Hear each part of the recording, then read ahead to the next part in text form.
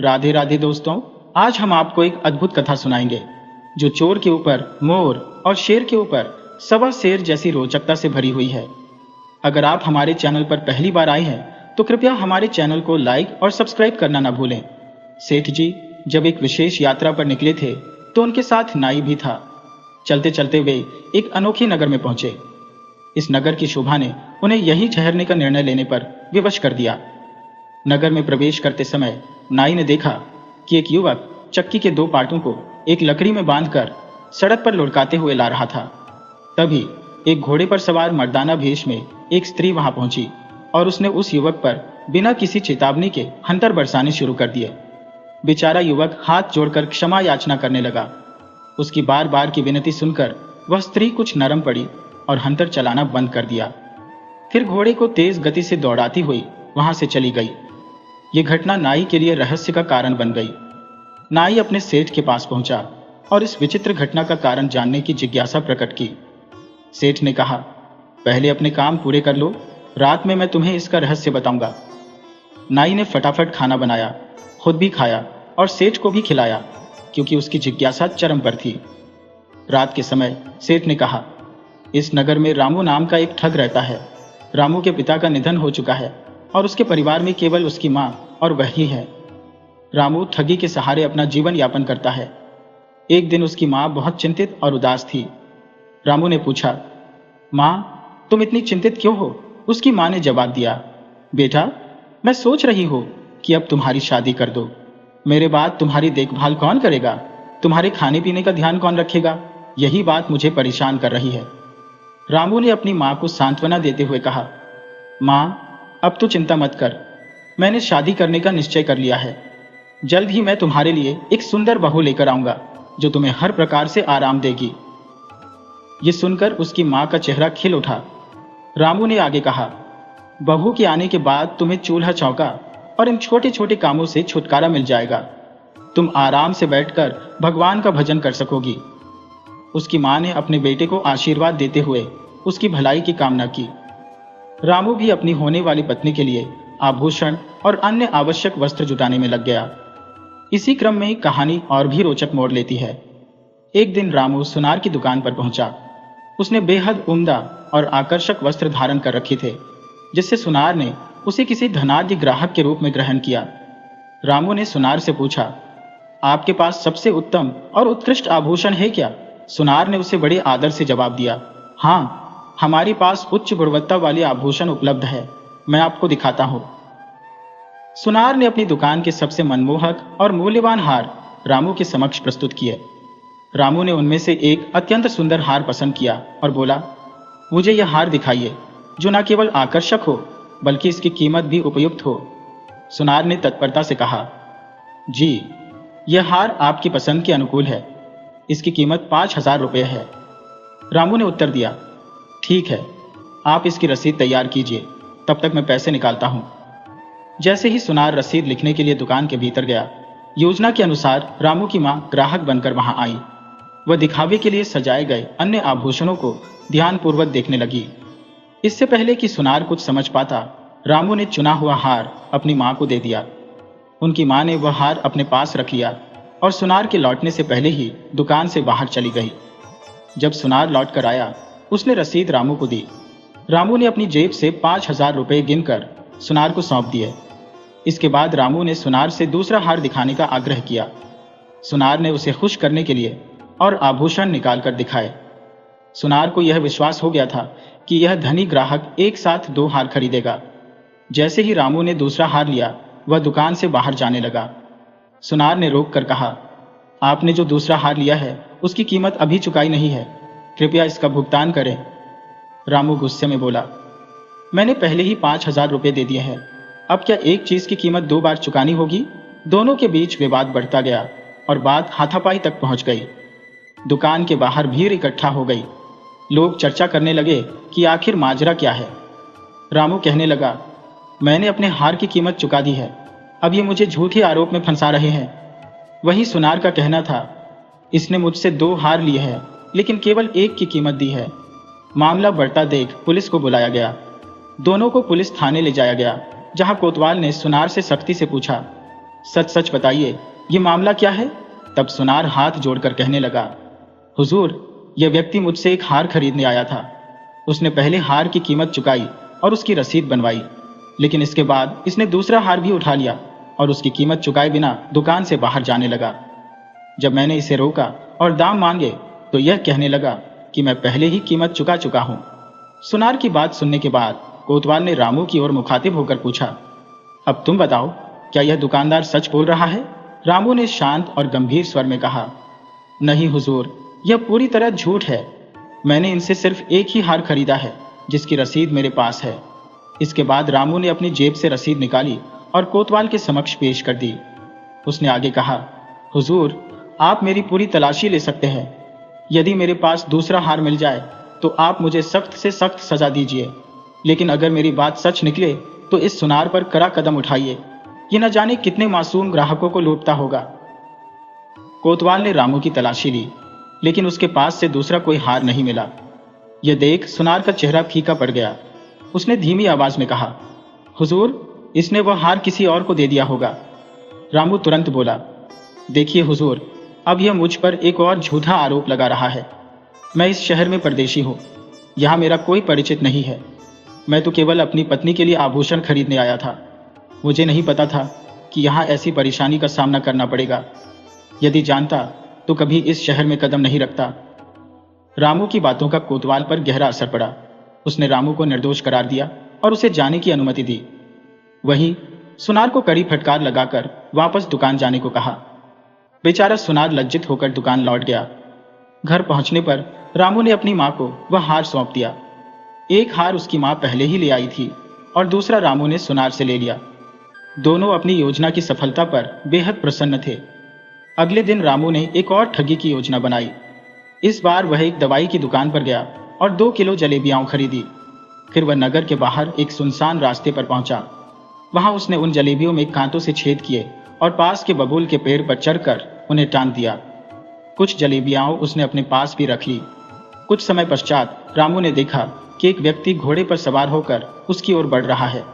उस घोड़े पर तरह तरह का सामान लदा हुआ था और वह घोड़ा भी बेहद उम्दा नस्ल का प्रतीत हो रहा था।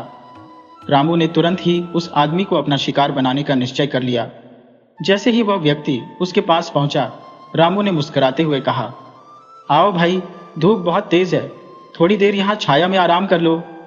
घुड़सवार ने उसकी बात मानते हुए कहा, धूप सचमुच बहुत कड़ी है, चलो कुछ पल रुक जाता हूँ। घुड़सवार जब रामू के पास बैठा तो रामू ने उसे जलेबियां पेश की। पहले तो वह अनजान व्यक्ति झिझका, लेकिन रामू के आग्रह पर उसने एक जलेबी खा ली। जलेबी का स्वाद लेते ही उसने कहा, यह तो सचमुच में बहुत स्वादिष्ट है। पहले तो मुझे लगा कि अनजान व्यक्ति से कुछ भी लेना सही नहीं है, लेकिन अब लगता है कि मेरा निर्णय सही था। रामू ने चतुराई से कहा, देखो भाई, ये साधारण मिठाई नहीं बल्कि फल है। अभी मैंने पास के एक पेड़ से तोड़कर लाया है। अजनबी ने आश्चर्य से कहा, नहीं भाई, ये जलेबी है, इसे तुम फल क्यों कह रहे हो? रामू मुस्कुराते हुए बोला, भाई, तुम्हें भ्रम हो रहा है, यह सच में फल है। अगर यकीन ना हो तो मेरे साथ आओ, मैं तुम्हें वह पेड़ दिखा देता हूँ जहां से मैंने इन्हें तोड़ा है। रामू की बातों में आकर घुड़सवार तैयार हो गया। रामू उसे बबूल के पेड़ के पास ले गया और उस पर पहले से लटकाई हुई जलेबियां दिखाते हुए कहा, देख लो, अपनी आंखों से देख लो, ये रहे पेड़ पर लगे फल।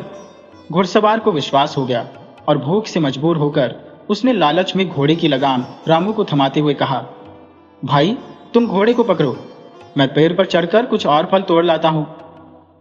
जैसे ही घुड़सवार पेड़ पर चढ़ा, रामू फुर्ती से घोड़े पर सवार हो गया और तेजी से उसे दौड़ा ले गया। पेड़ पर बैठे घुड़सवार को कुछ समझ आता, उससे पहले ही रामू घोड़े समेत वहां से फरार हो चुका था। जैसे ही घोड़े की पीठ पर रामू ने जोरदार हंटर मारा, घोड़ा पवन से भी तेज गति से दौड़ने लगा। ये देखकर परदेसी बुरी तरह घबरा गया। वह हड़बड़ाकर बबूल के पेड़ से नीचे कूदा और चिल्लाने लगा, पकड़ो पकड़ो! लेकिन घोड़े और आदमी की रफ्तार की बराबरी कहां हो सकती थी। रामू पलक झपकते ही उसकी आंखों से ओझल हो गया। परदेसी बेबस और निराश होकर अपनी आवाजें गूंजाता रह गया। इसी बीच रामू घोड़े पर सवार होकर तेजी से आगे बढ़ रहा था कि उसे रास्ते में एक बुढ़िया दिखाई दी, जो अपनी युवा बेटी के साथ शहर की ओर पैदल जा रही थी। ये दृश्य देखकर रामू का शैतानी दिमाग एक और चाल चलने के लिए सक्रिय हो गया। रामू ने घोड़े को बुढ़िया के पास रोका और बड़े विनम्र स्वर में पूछा, माई, क्या तुम कहीं दूर से पैदल आ रही हो? बुढ़िया ने जवाब दिया, हाँ बेटा, हम 5 कोस दूर से पैदल चलकर आ रहे हैं। हमें शहर में अपने रिश्तेदार के यहाँ पहुंचना है। रामू ने चालाकी से कहा, माई, इतनी लंबी यात्रा के बाद तुम जरूर थक गई होगी। आओ, मेरे घोड़े पर बैठ जाओ, मैं तुम्हें शहर तक छोड़ ही दूंगा। बुढ़िया ने कहा, बेटा, मैं तो आदत की वजह से ज्यादा थकी नहीं हो, लेकिन मेरी बेटी थक चुकी है। वह इतनी लंबी दूरी पैदल चलने की आदी नहीं है। यदि तुम वाकई भले इंसान हो तो इसे घोड़े पर बैठा लो। रामू ने मुस्कुराते हुए हामी भरी और बुढ़िया की बेटी को अपने घोड़े पर बैठा लिया। बुढ़िया पैदल चल रही थी और रामू धीरे धीरे घोड़ा आगे बढ़ाते हुए उससे बातें करता जा रहा था। बातचीत का सिलसिला कुछ देर तक यूं ही चलता रहा। कुछ दूर चलने के बाद बुढ़िया ने कहा, बेटा, सच में तू बड़ा नेकदिल और भला आदमी है। आजकल ऐसे लोग कहाँ मिलते हैं। लेकिन बेटा, तेरा नाम तो बता दे, तेरा नाम क्या है? रामू ने तुरंत जवाब दिया, माई, मेरा नाम है राजा जमाई राजा। इतना कहते ही रामू ने घोड़े को एड़ मारी और घोड़ा हवा से बातें करने लगा। घोड़े की तेज गति के साथ रामू उस बुढ़िया की बेटी को लेकर भाग निकला। पीछे छूट गई बुढ़िया यह सब देख दहाड़ मारकर चिल्लाने लगी, अरे जमाई राजा, रुको, मेरी बेटी को कहाँ लेकर भाग रहे हो? कोई मेरी मदद करो, जमाई राजा मेरी बेटी को भगाए ले जा रहा है। बुढ़िया की आवाज सुनकर राहगीर हंसने लगे और बोले, अरे माई, तेरी बेटी को तेरा जमाई ही तो लेकर जाएगा। इसमें शोर मचाने की क्या बात है? जमाई राजा तो अपनी पत्नी को ही साथ ले जाएगा, इसमें गलत क्या है? बेचारी बुढ़िया इस तानों और हंसी के बीच अपनी बेबसी पर रोने लगी। वह बार बार चिल्लाती रही, यह कोई जमाई नहीं है, वह मेरी बेटी को धोखे से ले गया है। लेकिन राहगीरों ने उसकी बात को मजाक समझकर अनसुना कर दिया। रामू अपनी चालाकी और शैतानी से फिर एक बार सफल हो गया और बुढ़िया हाथ मलते हुए वहीं खड़ी रह गई। उसकी बेबस पुकारें उस शातिर ठग तक नहीं पहुंच सकी, जो अब उसकी बेटी को लेकर आंखों से ओझल हो चुका था। रामू, जो अपनी शातिर चालों में माहिर था, उस युवती को अपने घर ले आया। जैसे ही उसने दरवाजा बंद किया, लड़की ने जोर जोर से चीखना शुरू कर दिया। लेकिन रामू ने तुरंत उसका मुंह कपड़े से बांध दिया और उसके हाथ पैर भी कसकर बांध दिए ताकि वह भागने की कोशिश न करे। फिर उसने अपनी माँ को आवाज दी और गर्व से कहा, माँ, तुम हमेशा मुझसे कहती थी कि विवाह कर लो। देखो, मैं तुम्हारे लिए एक सुंदर बहू लेकर आया हूं। यह सुनकर रामू की माँ की खुशी का ठिकाना नहीं रहा। जब उसने उस लड़की को देखा तो उसकी खूबसूरती से वह दंग रह गई। लेकिन उसने पूछा, अरे बेटे, तूने इसके हाथ पैर क्यों बांध रखे हैं? खोल दे इन्हें, यह तो मेरी प्यारी बहू है। रामू ने जवाब दिया, माँ, ये कोई गड़बड़ न कर दे, इसीलिए बांध दिया है। बुढ़िया ने लड़की के सिर पर हाथ फेरते हुए प्यार से कहा, बेटी, तुम तो बहुत समझदार लगती हो, अब चिल्लाओगी तो नहीं, है ना? लड़की स्थिति को भांप चुकी थी। उसने समझदारी दिखाते हुए सिर हिला दिया और संकेत किया कि वह कोई शोर नहीं करेगी। यह देखकर रामू की मां ने उसके हाथ पैर खोल दिए, लेकिन युवती ने मन ही मन ठान लिया कि वह सही समय आने पर इन्हें सबक सिखाएगी। उस रात रामू की मां ने अपनी नई बहू के लिए तरह तरह के स्वादिष्ट पकवान बनाए, अपने हाथों से उसे खाना खिलाया। युवती ने अपनी चालाकी और विनम्रता से सास और रामू दोनों का विश्वास जीत लिया। अगली सुबह युवती ने रामू से कहा, सुनिए, अब मैंने तय कर लिया है कि मैं आपकी पत्नी बनकर इस घर में रहूंगी, लेकिन इससे पहले मुझे गृहस्थी जमानी पड़ेगी। इसके लिए कुछ सामान लाना होगा। आप ऐसा करें, बाजार से एक चक्की ले आइए, मैं अपने हाथों से आटा पीसकर आपके लिए भोजन तैयार किया करूंगी। रामू को यह सुनकर बहुत खुशी हुई। उसे लगा कि लड़की अब पूरी तरह से समर्पित हो चुकी है। वह बेफिक्र होकर चक्की खरीदने के लिए बाजार चला गया, लेकिन रामू को यह अंदाजा नहीं था कि लड़की के मन में कोई और ही योजना चल रही थी। लड़की ने रामू और उसकी मां का विश्वास जीतने के साथ ही अपनी चाल चलने की तैयारी कर ली थी। कहते हैं ना, प्रिया चरित्र का भेद कोई नहीं जान पाया। उसकी असली योजना को समझ पाना रामू के बस की बात नहीं थी। वह इस बात से अनजान था कि उसकी नई बहू किस तरह उसे अपने जाल में फंसाकर पलायन की तैयारी कर रही थी। रामू, जो लड़की की बातों में पूरी तरह खो चुका था, बिना कुछ सोचे समझे बाजार की ओर बढ़ गया, यह सोचते हुए कि अब सब कुछ सही हो चुका है। लेकिन वह यह नहीं जानता था कि उसका खेल पलटने वाला है। जब उस युवती को विश्वास हो गया कि रामू अब काफी दूर निकल चुका है, तो उसने धीरे धीरे उठकर भीतर से दरवाजे की कुंडी बंद कर दी। फिर उसने तेज कदमों से रामू की मां की ओर रुख किया। रामू की मां उम्रदराज और कमजोर थी, इसलिए युवती ने एक शिकारी की फुर्ती से उस पर झपट्टा मारा। उसने रामू की मां को अधमरा कर दिया, उसके हाथ पांव बांध दिए और मुंह पर कपड़ा कसकर उसे एक कोने में पटक दिया। अब युवती ने घर की तलाशी लेनी शुरू कर दी। उसने घर के हर कोने को खंगालते हुए मूल्यवान वस्त्र, गहने, पैसे और संपत्ति को ढूंढ ढूंढ कर एक बड़े थैले में भर लिया। ये सब वही चीजें थी जिन्हें रामू ठगी करके लाया करता था। इसके बाद उसने अपने जनाने वस्त्र बदलकर मर्दाना पोशाक पहन ली और पुरुष का रूप धर लिया। थैले को उसने घोड़े की पीठ पर रखा और स्वयं भी सवार होकर बड़ी शान से घर से बाहर निकल गई। रामू की मां बेबस होकर यह दृश्य देखती रह गई। अब युवती के इस चतुराई भरे पलटवार ने साबित कर दिया कि ठग रामू के ऊपर सवा सेर भारी पड़ चुका था। युवती जब मर्दाने भेष में घोड़े पर सवार होकर बाजार पहुंची तो उसने देखा कि सामने से रामू आ रहा था। रामू बड़ी मुश्किल से चक्की के दोनों पाटों को लकड़ी के डंडे में फंसाकर घसीटते हुए ला रहा था। युवती ने रामू के पास जाकर अपने घोड़े को रोका और सख्त लहजे में बोली, अरे नालायक, ये क्या कर रहा है? सरकारी सड़क पर चक्की के पाट घसीटकर उसे खराब कर रहा है। इतना कहते ही उसने रामू की पीठ पर 4 हंटर जमा दिए। रामू दर्द से बिलबिला उठा और बार बार हाथ जोड़कर माफी मांगने लगा। रामू ने युवती को बिल्कुल नहीं पहचाना, क्योंकि मर्दाना भेष में वह उसे कोई बड़ा अधिकारी समझ बैठा था। युवती ने हंटर समेटा और घोड़े को एड़ लगाते हुए तेजी से एक दिशा में दौड़ गई। रामू को सपने में भी यह अंदाजा नहीं था कि जिस लड़की को वह ठग कर लाया था वह उसे इस तरह मात देगी। युवती रामू और उसकी मां को सबक सिखाकर वह सब मूल्यवान सामान लेकर चली गई जिन्हें रामू ने अब तक ठगी से जमा किया था। कहानी का यही सार है कि ठगी करने वालों के ऊपर भी कभी कभी सवा शेर भारी पड़ जाता है। अगर आपको यह कहानी रोचक लगी हो तो कृपया इसे लाइक करें, चैनल को सब्सक्राइब करें और अपने दोस्तों के साथ शेयर करें। राधे राधे।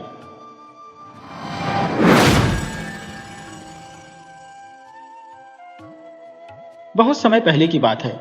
एक छोटे से गांव जिसका नाम धर्मपुर था, वहां एक निर्धन ब्राह्मण अपने परिवार के साथ जीवन व्यतीत करता था। उसके परिवार में उसकी धर्मपत्नी, बालक और वृद्ध माता पिता शामिल थे। ब्राह्मण अपने परिवार का पालन पोषण भिक्षा मांगकर और पूजा पाठ करके करता था। जो कुछ भी भिक्षा और पूजा से प्राप्त होता उसी से उनकी गृहस्थी किसी तरह चलती थी। हालांकि यह कहना गलत न होगा कि उनके परिवार का निर्वाह तो हो रहा था, परंतु वास्तविकता यह थी कि कई बार ब्राह्मण और उसकी पत्नी को खाली पेट ही रात गुजारनी पड़ती थी। लेकिन ब्राह्मण की ईश्वर के प्रति असीम श्रद्धा थी। उसका विश्वास भगवान में इस कदर गहरा था कि वह समय मिलते ही ईश्वर की आराधना में डूब जाता।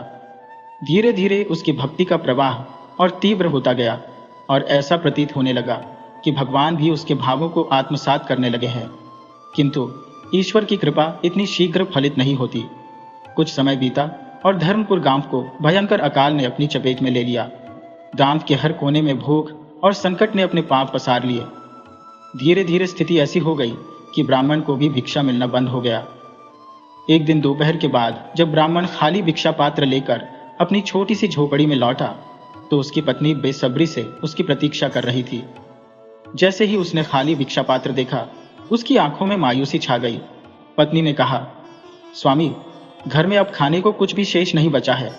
आटा, चावल, दाल, नमक, शक्कर, गुड़ और आलू जैसी सारी आवश्यक वस्तुएं समाप्त हो चुकी हैं। कल जब आप भिक्षा के लिए जाएंगे तो वापसी में कुछ राशन अवश्य ले आइएगा।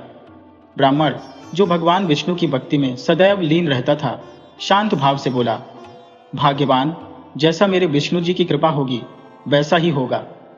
पत्नी की आंखें भर आई। वह बोली, हे स्वामी, मैं और आप तो किसी प्रकार भूख सहन कर ही लेते हैं, परंतु माता पिता और छोटे बच्चों को भूखे देखकर मेरा हृदय व्याकुल हो उठता है। उनका दुख मुझसे सहा नहीं जाता। इतना कहते कहते उसकी आवाज भारी हो गई। ब्राह्मण ने उसे सांत्वना देते हुए कहा, भाग्यवान, धैर्य रखो। यदि भगवान की इच्छा हुई तो कल मैं अवश्य घर के लिए आवश्यक वस्तुएं लेकर लौटूंगा। अगले ही प्रातः ब्राह्मण अपने खाली भिक्षा पात्र को लेकर घर से निकल पड़ा, किंतु आज उसने अपना रुख गांव की गलियों से हटाकर घने जंगल की ओर कर लिया। जंगल पहुंचकर उसने सूखी लकड़ियों को एकत्र किया और उन्हें कसकर बांध लिया। इसके बाद वह बाजार की ओर प्रस्थान करने लगा, जो उसके गांव से थोड़ी दूरी पर स्थित था। बाजार के समीप पहुंचने ही वाला था कि उसे पीछे से किसी वृद्ध का पुकारना सुनाई दिया। बूढ़े व्यक्ति ने आवाज देकर कहा, अरे भाई, इतने बड़े लकड़ी के गट्ठर के साथ कहां जा रहे हो? इस ठंड में थोड़ा लकड़ी मुझे भी दे दो, आग जलाकर अपनी ठिठुरन मिटा लूंगा। ब्राह्मण ने उस व्यक्ति की बातों को ध्यानपूर्वक सुना और अपने लकड़ी के गट्ठर का 1/4 हिस्सा उसे सौंप दिया। वृद्ध फकीर ने यह देखकर उसे अपार आशीर्वाद दिए। वह बोला, हे सज्जन, तुम्हारे परिवार पर ईश्वर की अनंत कृपा बनी रहे। तुम्हारे घर में सदा सुख समृद्धि हो, तुम्हारे सारे कष्ट शीघ्र दूर हो। कुछ समय बाद ब्राह्मण बाजार पहुंचा। उसने अपने बचे हुए लकड़ियों के गट्ठर को भूमि पर रखा ही था कि अचानक 4-5 व्यक्ति उसके पास दौड़ते हुए आ पहुंचे। उनमें से एक ने विनम्रता से कहा, भाई, कृपया ये सारी लकड़ियां हमें दे दो, हमें इनकी बहुत आवश्यकता है। ब्राह्मण ने थोड़ा अचरज भरे स्वर में कहा, भाइयों, मैं ये लकड़ियां बेचने आया हूं। इस पर उनमें से एक व्यक्ति बोला, भैया, अभी हमारे पास पैसे नहीं है, लेकिन हमें तुरंत श्मशान घाट में इन लकड़ियों का उपयोग करना है। हमारे पिताजी की अंत्येष्टि के लिए इनकी सख्त जरूरत है। जैसे ही हमारी स्थिति ठीक होगी, हम यहीं आकर तुम्हारा पूरा भुगतान कर देंगे। ब्राह्मण ने उनके दुख को समझते हुए सहर्ष अपनी सारी लकड़ियां उन्हें सौंप दी। इसके पश्चात वह खाली हाथ अपने गांव की ओर लौटने लगा। रास्ते में उसकी आंखों के सामने अपने छोटे छोटे भूखे बच्चों के मासूम चेहरे और अपने वृद्ध माता पिता की आशा भरी निगाहें घूमने लगी। साथ ही अपनी पत्नी को दिया हुआ वह वचन भी याद आने लगा कि वह घर के लिए आवश्यक वस्तुएं लेकर लौटेगा। इन सब विचारों से उसका हृदय भारी हो गया और उसकी आंखें अश्रुपूर्ण हो उठी। चलते चलते उसके गालों पर आंसुओं की बूंदें लुढ़कती रही, परंतु मन में कहीं न कहीं यह संतोष भी था कि उसने किसी और के दुख को कम किया है। आज अरुणा ने अपनी दिनचर्या से इतर कुछ नया करने की ठानी, परंतु परिणाम स्वरूप उन्हें धन लाभ की कोई संभावना प्राप्त नहीं हो सकी। फिर भी उस ब्राह्मण के हृदय में अपने पालनहार भगवान श्री विष्णु के प्रति अडिग विश्वास था। संध्या का समय निकट आ चुका था और ब्राह्मण के लिए अपने कदमों को घर की ओर बढ़ाना कठिन प्रतीत हो रहा था। पत्नी से किया गया वादा पूरा न कर पाने का बोझ उनके मन को व्यथित कर रहा था। गांव के प्रवेश से पहले मार्ग में एक विशाल पीपल का वृक्ष खड़ा था, जहां ब्राह्मण प्रायः ध्यानस्थ होकर प्रभु के नाम का कीर्तन किया करते थे। आज जब उनके अंतर्मन में निराशा की आंधी चल रही थी, तो वह वृक्ष के नीचे जाकर बैठ गए। उन्होंने अपना समस्त दुख और चिंताएं भगवान को अर्पित कर भजन कीर्तन आरंभ कर दिया। उनकी यह अपार श्रद्धा और भक्ति देखकर भगवान श्री विष्णु का हृदय दया से भर गया। उन्होंने अपने भक्त की सहायता का निश्चय किया। भगवान ने मानव रूप धारण कर ब्राह्मण की कुटिया का द्वार खटखटाया। दरवाजा खोलते ही ब्राह्मण की पत्नी ने प्रश्न किया, आप कौन है? भगवान मुस्कुराते हुए बोले, देवी, सेवक की पहचान क्या होती है? जैसे आपके पति अपने आराध्य के सेवक है, वैसे ही मैं उनका सेवक हूँ। ये राशन का सामान ब्राह्मण जी ने मेरे द्वारा भेजा है, कृपया इसे स्वीकार करें। ये सुनकर ब्राह्मण की पत्नी ने द्वार पूरा खोल दिया। फिर जो दृश्य सामने आया उसने उन्हें विस्मित कर दिया। घर में इतना राशन आने लगा कि प्रत्येक कोना भर गया। पत्नी ने आश्चर्यचकित होकर पुनः पूछा, क्या सच में यह सब मेरे पति ने भिजवाया है? भगवान बोले, हाँ देवी, आज किसी सच्चे दानी ने उनके भिक्षा पात्र में भरपूर दान दिया है, उसी का यह प्रतिफल है। अब और स्थान बताइए, क्योंकि यह आशीर्वाद अनवरत आने वाला है। धीरे धीरे संध्या ने विदा ली और रात का अंधकार अपनी चादर फैलाने लगा। घर में भरा हुआ सामान देखकर बच्चे अत्यंत प्रसन्न हो गए। वे कभी चीनी के बोरे से चीनी निकाल कर छकते, तो कभी गुड़ का स्वाद लेते। उनकी प्रसन्नता का ठिकाना न था। उधर ब्राह्मण की पत्नी को चिंता सता रही थी कि इतने सामान के बावजूद उनके पति अभी तक घर क्यों नहीं लौटे। सामान व्यवस्थित करते करते वह थक चुकी थी, परंतु परिवार के अन्य सदस्य, विशेषकर बच्चे, आनंद और उत्साह में सराबोर थे। घर में भरा हुआ सामान भगवान की कृपा का जीवंत प्रमाण बन चुका था। उधर राममन जी अब तक घर नहीं लौटे थे, लेकिन घर में सामान आने का सिलसिला अब भी अनवरत चल रहा था। अंततः ब्राह्मण की पत्नी ने दोनों हाथ जोड़ते हुए निवेदन किया, सेवक जी, शेष सामान हमारे घर के बगल वाली खाली जगह पर रखवा दें। कठिन दिनों में मेरे पतिदेव गांव के लोगों से भिक्षा लाकर ही परिवार का गुजारा करते थे, परंतु अब गांव के हालात बेहतर नहीं है, इसलिए जब वे लौट आएंगे तो आवश्यक चीजें छोड़कर बाकी सारा सामान हम अपने गांव वासियों को समर्पित कर देंगे। मुझे अभी अपने पति को ढूंढने भी जाना है, क्योंकि वे अब तक लौटे नहीं हैं। भगवान ने मुस्कुराते हुए कहा, जैसा आप चाहें देवी, संभवतः आपके स्वामी प्रभु की भक्ति में लीन होंगे। इतना कहकर भगवान वहां से चले गए, किंतु ब्राह्मण की पत्नी के त्याग और परोपकार की भावना ने भगवान को गहराई तक प्रभावित कर दिया। परिजनों ने ब्राह्मण की खोज आरंभ की। जब वे पीपल के वृक्ष के नीचे भजन में लीन दिखाई दिए तो सभी उनकी ओर बढ़ने लगे। परिजनों को अपनी ओर आते देखकर ब्राह्मण चिंतित हो गए कि शायद परिवारजन भूख से व्याकुल होकर उन्हें ढूंढने निकले हैं। इसके पहले कि ब्राह्मण कुछ बोलते, उनकी पत्नी ने कहा, स्वामी, आज दान में आपको इतना सामान कैसे मिल गया? यह सुनकर ब्राह्मण क्षण भर के लिए अचंभित हो गए, परंतु बच्चों के हर्षित चेहरों को देखकर उन्हें समझ आ गया कि यह प्रभु की कृपा के सिवाय और कुछ नहीं हो सकता। पत्नी ने आगे कहा, स्वामी, हमारा भाग्य कैसा अद्भुत है कि दानदाता आपके आने से पहले ही घर में इतना सारा सामान पहुंचा गया। अब घर का हर कोना भर चुका है। मैंने शेष सामान बाहर रखवा दिया है, क्योंकि घर में और जगह नहीं है। ये सुनकर ब्राह्मण मुस्कुराए और बोले, देवता की कृपा ऐसी ही होती है। जब वे देना प्रारंभ करते हैं तो लेने वाले थक जाते हैं, परंतु उनकी कृपा का भंडार कभी खाली नहीं होता। घर लौटने के बाद ब्राह्मण और उनकी पत्नी ने अपनी आवश्यकता का सामान रखकर शेष सभी चीजें गांववासियों में बांट दी। दाम के लोग उनकी उदारता और निःस्वार्थ भाव से इतने प्रभावित हुए कि उनका हृदय कृतज्ञता से भर गया। भगवान की कृपा से न केवल ब्राह्मण का परिवार बल्कि पूरा गांव सुख शांति से समृद्ध हो गया। जहां सच्चे भक्त और प्रभु का आशीर्वाद हो, वहां दुख टिक ही नहीं सकता। चारों ओर सुख शांति का साम्राज्य स्थापित हो गया। इस प्रकार सच्चे भक्त ब्राह्मण की अडिग भक्ति ने भगवान को भी उनके सामने प्रकट होने के लिए विवश कर दिया।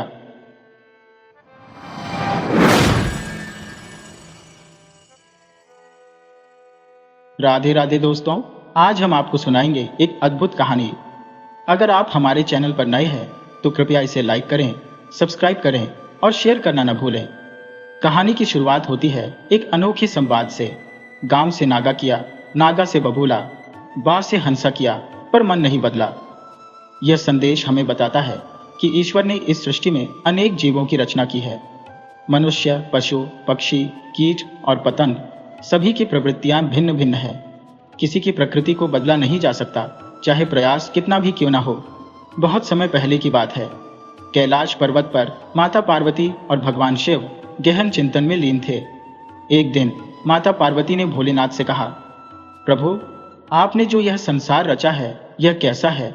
भगवान शिव ने मुस्कुराते हुए पूछा, पार्वती जी, आज आपको ऐसा प्रश्न पूछने की प्रेरणा कैसे मिली?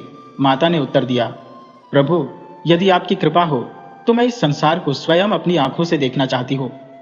भोलेनाथ ने कहा, प्रिय, संसार को देखकर आप क्या करेंगी? यह स्थान सुख दुख का मेला है। लेकिन माता पार्वती ने जिद करते हुए कहा, स्वामी, मैं फिर भी देखना चाहती हूँ। भगवान शिव ने कहा, ठीक है, परंतु आपको मेरी एक बात माननी होगी। संसार में दुखों का सागर है, वहां के दृश्य देखकर विचलित न होना। माता पार्वती ने सहमति जताई। अगले दिन सुबह भगवान शिव और माता पार्वती ने संसार के भ्रमण का निश्चय किया। शिवजी ने माता को आकाश मार्ग से अपने रचे हुए संसार की शोभा दिखानी आरंभ की। सबसे पहले वे उन्हें झीलों, झरनों और पहाड़ों की अद्वितीय सुंदरता दिखाने ले गए। चारों ओर हरियाली थी। बाग बगीचों में रंग बिरंगे पुष्प खिले हुए थे। कोयल की मधुर कूक वातावरण को और मनमोहक बना रही थी। झरनों का कलकल प्रवाह मानो प्रकृति का मधुर संगीत प्रस्तुत कर रहा था। माता पार्वती संसार के सौंदर्य को देखकर भाव विभोर हो गईं। यह दृश्य उनके हृदय को आनंद से भर रहा था। लेकिन जैसे ही भगवान शिव उन्हें आगे ले गए, सुबह की नर्म धूप में चलते चलते माता पार्वती की दृष्टि एक खेत पर पड़ी। वहां उन्होंने देखा कि एक कौवा गंदगी में मुंह डालकर भोजन कर रहा था। इस दृश्य ने माता पार्वती के मन को क्षुब्ध कर दिया। विचलित होकर माता बोली, हे प्रभु, ये कैसी रचना है आपके इस संसार की, जहां सुबह सुबह सभी जीव भगवान का नाम लेकर दिन की शुरुआत करते हैं, वहीं यह कौवा गंदगी में मुंह मार रहा है। इस दयनीय स्थिति को देखकर मेरा हृदय भारी हो रहा है। आपसे प्रार्थना है कि इस जीव का कष्ट दूर करें। भोलेनाथ गंभीर स्वर में बोले, प्रिय, मैंने पहले ही बताया था कि संसार में हर प्राणी अपने कर्मों का फल भोगता है। तुमसे कहा था कि किसी के कष्ट को देखकर विचलित मत होना, लेकिन तुम अपनी जिद पर अड़ी हो। माता पार्वती दृढ़ता से बोली, प्रभु, मैं आगे तभी चलूंगी जब इस कुएं की दुर्दशा का समाधान किया जाएगा। भगवान शिव ने गहरी सांस लेते हुए कहा, देवी, तुमने हट पकड़ ली है। ठीक है, बताओ तुम इस कुएं के लिए क्या चाहती हो। माता पार्वती ने निवेदन किया, प्रभु, इसे एक ऐसी योनि प्रदान करें जिससे यह गंदगी न खाए और इसका जीवन सुधर जाए। भोलेनाथ ने सहमति जताते हुए कुएं को उसकी वर्तमान योनि से मुक्त कर नाग की योनि में परिवर्तित कर दिया। माता पार्वती और भगवान शिव अपने स्थान कैलाश पर्वत लौट गए, लेकिन कहानी यही समाप्त नहीं हुई। नाग, जो पहले कुआं था, अपनी नई योनि में असहज था। उसे नागों के स्वाभाविक आहार और व्यवहार का कोई ज्ञान नहीं था। वह गंदगी नहीं खा सकता था और उसे यह भी पता नहीं था कि नाग क्या खाते हैं। भूख से व्याकुल वह तड़पने लगा, असहाय होकर जीवन यापन करने लगा। इस घटना ने दर्शाया कि हर जीव अपनी प्रकृति और कर्मों के अनुसार जीवन जीता है। किसी भी प्राणी की प्रकृति को बदलने का प्रयास उसके जीवन में और अधिक कठिनाइयां ला सकता है। इधर 2 दिन बीतने के बाद माता पार्वती को उस नाग की याद आई जिसे कुएं से परिवर्तित किया गया था। माता पार्वती ने भगवान भोलेनाथ से कहा, हे प्रभु, मुझे उस नाग की स्थिति का ख्याल आ रहा है, चलिए उसकी खैर खबर लेते हैं। भोलेनाथ ने माता पार्वती की इच्छा का मान रखते हुए कहा, चलिए देवी, कल प्रातः चलकर उसकी स्थिति देख आते हैं। अगली सुबह आकाश मार्ग से यात्रा करते हुए दोनों उस स्थान पर पहुंचे। वहां उन्होंने देखा कि नाग भूख से व्याकुल होकर भूमि पर पड़ा है। यह दृश्य माता पार्वती के हृदय को व्यथित कर गया। उनकी ममता उमड़ पड़ी और वे चिंता से भर गई। माता ने भोलेनाथ से पूछा, हे प्रभु, यह क्या हो रहा है? यह तो भूख के कारण तड़प रहा है। इसका जीवन इस प्रकार क्यों हो रहा है? भोलेनाथ ने नाग से कहा, क्यों भाई, तू भूखा क्यों पड़ा है? नाग ने उत्तर दिया, प्रभु, मुझे नहीं पता कि मेरा भोजन क्या है, मैं क्या खाऊं, मुझे कुछ भी समझ नहीं आ रहा है। भोलेनाथ ने समझाते हुए कहा, तू अब कुएं की योनि में नहीं है, बल्कि नाग की योनि में है। नागों का भोजन छोटे छोटे कीट पतंगे और जीव होते हैं। ये भोजन जंगल में पर्याप्त मात्रा में मिलते हैं। तू जंगल में जाकर अपने लिए भोजन ढूंढ और जीवन का आनंद ले। ये सुनकर नाग ने निराश स्वर में कहा, प्रभु, मैंने अपने जीवन में कभी कीट पतंगे मारे नहीं है, न ही खाए हैं। उन्हें पकड़ना तो मुझे आता ही नहीं है। माता पार्वती, जो समीप खड़ी थी, ये संवाद सुन रही थी। अचानक उन्होंने कहा, हे प्रभु, इसकी पूर्व योनि में भी रंग काला था और अब भी इसका रंग काला है। क्यों न इसके रंग को भी परिवर्तित कर दिया जाए और इसके लिए एक नई योनि बनाई जाए, ताकि यह अपने भोजन का प्रबंध आसानी से कर सके। भोलेनाथ ने कहा, देवी, आप क्या चाहती हैं? माता पार्वती ने सुझाव दिया, प्रभु, यहाँ पास के तालाब में बहुत सारी मछलियां हैं।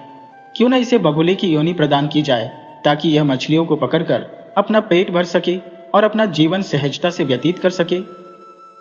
भोलेनाथ ने माता पार्वती की बात मानकर नाग को बगुले की योनि में परिवर्तित कर दिया। अब वह तालाब में मछलियां पकड़कर अपने जीवन का निर्वाह करने में समर्थ हो गया। इस प्रकार माता पार्वती की करुणा और भोलेनाथ की सहमति ने उस जीव को एक नई दिशा प्रदान की। प्रभु शिव बोले, ठीक है देवी, जैसा आप चाहती हैं वैसा ही होगा। इस नाग को अब बगुला बना देते हैं। और उन्होंने कुएं को नाग योनि से मुक्त कर पक्षियों की योनि में परिवर्तित कर बगुला बना दिया। बगुले को पास के तालाब में भेज दिया गया। इसके बाद माता पार्वती और भगवान भोलेनाथ अपने निवास कैलाश पर्वत लौट आए। तालाब में जाकर बगुला मछलियां पकड़ने लगा, लेकिन दिन भर की अथक मेहनत के बाद भी उसे मुश्किल से 1-2 मछलियां ही मिलती। उसका पेट पूरी तरह नहीं भरता था। आधा भूखा रहने के कारण उसका शरीर कमजोर होता जा रहा था और वह भीतर से टूटने लगा। इधर कैलाश पर्वत पर माता पार्वती को एक दिन फिर बगुले का ख्याल आया। उन्होंने अगली सुबह भगवान शिव से कहा, हे प्रभु, चलिए उस बगुले का हालचाल जानने चलते हैं। भगवान शिव ने उनकी बात मान ली और दोनों बगुले की कुशलता जानने आकाश मार्ग से तालाब की ओर चल पड़े। जब वे वहां पहुंचे तो देखा कि बगुला अत्यधिक दुर्बल हो चुका था। उसकी दयनीय दशा देखकर माता पार्वती का हृदय करुणा से भर गया। भगवान शिव ने बगुले से पूछा, क्यों भाई, तुम इतने कमजोर क्यों हो? बगुले ने उत्तर दिया, हे प्रभु, मैं तालाब में दिन भर मेहनत करता हूँ, लेकिन मुश्किल से 1 या 2 मछलियां ही पकड़ पाता हूँ। इससे मेरी भूख पूरी तरह शांत नहीं होती। भूखा रहने के कारण मेरा शरीर दिन ब दिन कमजोर होता जा रहा है। बगुले की विवशता देखकर माता पार्वती का हृदय व्याकुल हो उठा। उन्होंने कहा, हे प्रभु, मेरी एक अंतिम इच्छा है, कृपया इसे पूरा कीजिए। भगवान शिव ने कहा, देवी, बताइए आपकी अंतिम इच्छा, इसे अवश्य पूरा किया जाएगा। माता पार्वती बोली, प्रभु, आपने इसे कुएं से नाग और फिर बगुला बनाया, लेकिन यह दोनों रूपों में दुखी रहा। अब मैं चाहती हूँ कि इसे हंस बना दिया जाए और इसे हंसलोक भेज दिया जाए। हंस का जीवन इसे शांति और संतोष प्रदान करेगा। भगवान शिव ने कहा, जैसा आप चाहती हैं देवी, आपकी इच्छा पूरी की जाएगी। और उन्होंने बगुले को हंस का स्वरूप प्रदान कर उसे हंसलोक भेज दिया।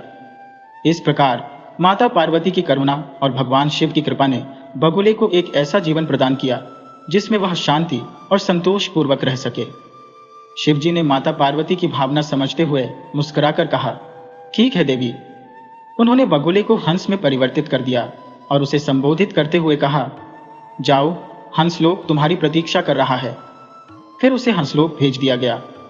माता पार्वती इस पर अत्यंत प्रसन्न हुई और भोलेनाथ के साथ पुनः कैलाश पर्वत लौट आई। इधर जो बगुला कभी कौवा और नाग था, वह अब हंस बनकर हंसलोक पहुंचा। वहां उसका जीवन अत्यंत सुखमय हो गया। समय के साथ वह हंसलोक की अद्भुत छटा में रम गया और अपने नए स्वरूप का आनंद लेने लगा। एक दिन देवलोक में भव्य समारोह का आयोजन हुआ। इसमें सभी देवी देवताओं के साथ साथ हंसलोक और परिस्थान के निवासियों को भी आमंत्रित किया गया।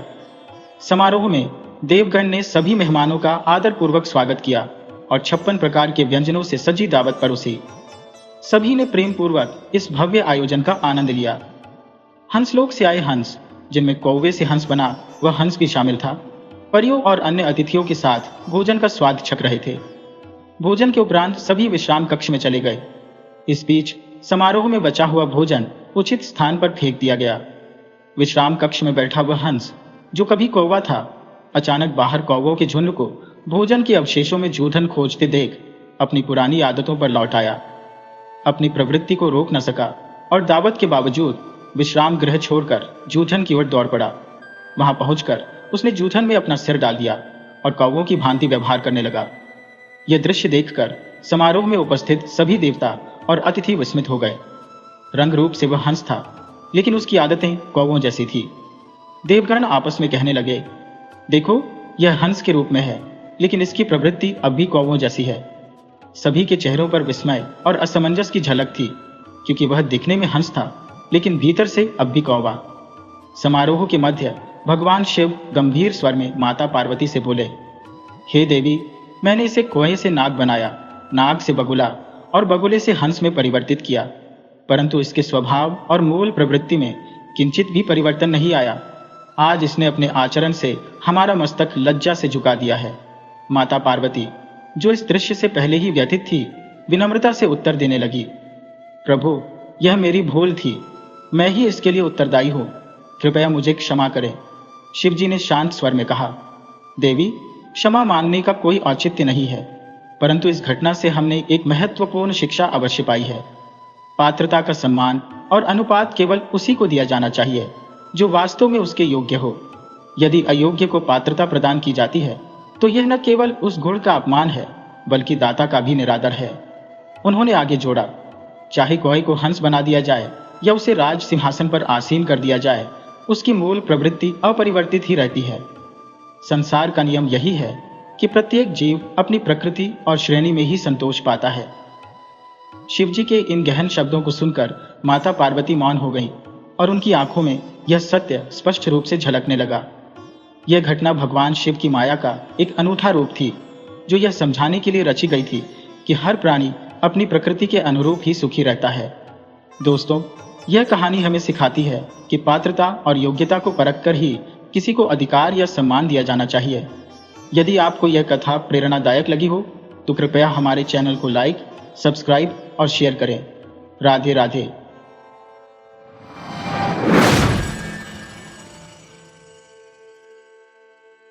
हिमालय के पर्वतीय क्षेत्रों में ब्रह्म कमल को एक अत्यंत पवित्र फूल माना जाता है। यहाँ के लोगों का विश्वास है कि ब्रह्म कमल के दर्शन मात्र से ही जीवन के सभी पाप नष्ट हो जाते हैं। इस फूल के संबंध में अनेक रोचक किंवदंतियां और मिथ कथाएं प्रचलित है। इनमें कहीं इसे देवलोक का फूल बताया गया है तो कहीं इसे एक अभिशप्त साधु कहा गया है। एक प्रचलित किंवदंती के अनुसार ब्रह्मकमल परीलोक की एक अभिशप्त परी है। बहुत समय पहले की बात है। कहते हैं कि उस समय परीलोक की परियां धरती पर आती थी, यहाँ दिन भर विचरण करती थी और रात का अंधेरा होने के पहले वापस चली जाती थी। परियों को धरती की स्वच्छ साफ पानी की नदियां, झरने, बड़े बड़े तालाब और ऊंचे ऊंचे पर्वत बहुत अच्छे लगते थे। परियां हमेशा जंगलों में ऐसे स्थान पर आती थी जहां दूर दूर तक कोई आदमी ना हो। परियां आदमी से बहुत डरती थी और यदि उन्हें कोई आदमी दिखाई पड़ जाता था तो वे उसके पास आने के पहले उड़ जाती थी और वह स्थान छोड़ देती थी। इसके बाद वह किसी नए स्थान की खोज करती थी और फिर वहां आना आरंभ कर देती थी। परियों को धरती पर अनेक बार कई मुसीबतों का सामना भी करना पड़ा, लेकिन उन्हें धरती इतनी अच्छी लगती थी कि वे धरती पर आने का मोह छोड़ नहीं पाती थी और जब भी उन्हें अवसर मिलता वे धरती पर अवश्य आ जाती थी। परीलोक की परियां तो धरती पर प्रायः आती रहती थी, किंतु परियों की रानी धरती पर कभी नहीं आई। उसने अपनी बेटी को भी धरती पर कभी नहीं आने दिया। रानी परी ने अपनी माँ से सुन रखा था कि धरती बहुत सुंदर है, किंतु धरती पर खतरे भी कम नहीं है। अतः उसने यह निश्चय कर लिया था कि वह धरती पर कभी नहीं जाएगी। परियों की राजकुमारी अर्थात रानी परी की बेटी छोटी थी। वह अपने साथ की बड़ी परियों से हमेशा धरती की सुंदरता और धरती के लोगों के किस्से कहानियां सुना करती थी। उसे उसके साथ की परियां प्रायः बताती रहती थी कि वे धरती की नदियों, झीलों, तालाबों में खूब नहाती और तरह तरह की जल क्रीड़ाएं करती है। धरती पर बड़े बड़े सुंदर वृक्ष हैं जिन पर तरह तरह के रंग बिरंगे फूल खिलते हैं और मीठे मीठे फल लगते हैं। परियां बताती थी कि वे फूल तोड़कर उनकी मालाएं बनाती हैं और फल खाती हैं। एक बार उन्होंने फूलों की मालाएं बनाकर अपनी राजकुमारी को भी दी। परियों की राजकुमारी जैसे जैसे बड़ी होती गई, उसकी धरती पर जाने की इच्छा बढ़ती गई। वह धरती पर आकर यहाँ के पहाड़, नदियाँ, झीलें, तालाब, झरने, पेड़ पौधे, फल फूल, जंगली जीव जंतु, पशु पक्षी आदि देखना चाहती थी और अन्य परियों के समान इनका आनंद लेना चाहती थी। रानी परी को अपनी बेटी की इस इच्छा के बारे में जब मालूम हुआ तो वह बहुत नाराज हुई और उसने धरती पर जाने वाली परियों का अपनी बेटी से मिलना पूरी तरह बंद करा दिया। धीरे धीरे काफी समय बीत गया। परियों की राजकुमारी अब अपनी माँ रानी परी जैसी दिखाई देने लगी थी। वह बहुत सुंदर थी। उसका गोरा रंग और सुनहरे बाल साफ बताते थे कि वह परियों की राजकुमारी है। परियों की राजकुमारी कुछ समय तक तो रानी परी की कैद में अकेली रही, लेकिन जब उससे यह सहन नहीं हुआ तो उसने चुपचाप महल के बाहर निकलना और धरती पर जाने वाली परियों से मिलना आरंभ कर दिया। परियों की राजकुमारी अन्य परियों से इस तरह मिलती थी कि रानी परी को पता नहीं चलता था। एक बार परियों की राजकुमारी ने अपने साथ की परियों से धरती पर उसे ले चलने का आग्रह किया। सभी परियां रानी के क्रोध से बहुत डरती थी, अतः उन्होंने परियों की राजकुमारी को साथ ले चलने से मना कर दिया। परियों की राजकुमारी बहुत जिद्दी थी। वह वापस अपने महल के बगीचे में आ गई और एक स्थान पर छिप गई। प्रातः काल का समय था। धरती पर आने वाली परियों ने अपने अपने पंख लगाए और धरती की ओर चली। इसी समय परियों की राजकुमारी बाहर निकली और वह भी अपने पंख लगाकर परियों के पीछे पीछे चल पड़ी। धरती पर जाने वाली परियों को इसका पता नहीं चला। परियां आगे आगे उड़ती रही और परियों की राजकुमारी चुपचाप उनका पीछा करती रही। परियों ने कभी कल्पना भी नहीं की थी कि परियों की राजकुमारी उनके पीछे पीछे आ रही है। वे अब धरती के बहुत पास आ गई थी।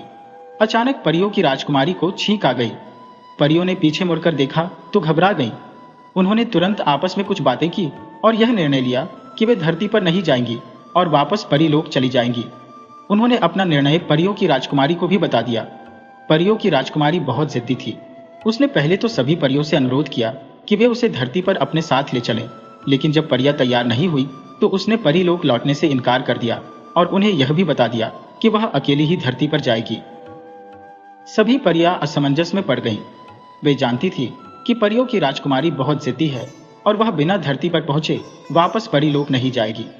परियां रानी परी से भी बहुत डरती थी, अतः परियों की राजकुमारी को छोड़कर वे परीलोक नहीं लौट सकती थी।